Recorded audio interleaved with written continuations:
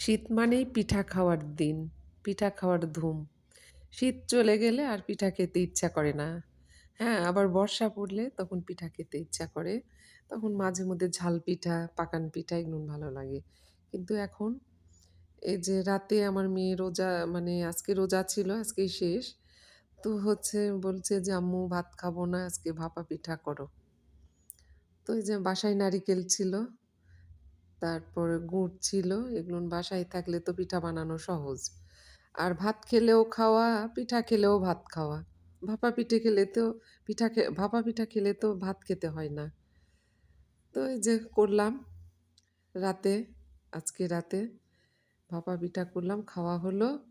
খুব সুস্বাদু লাগলো খেতে। অনেকদিন পরই খাওয়া হলো। কারণ আমার মেয়ে কয়টা দিন রোজা করলো তো। এইজন্য কোনো পিঠা আর করিনি।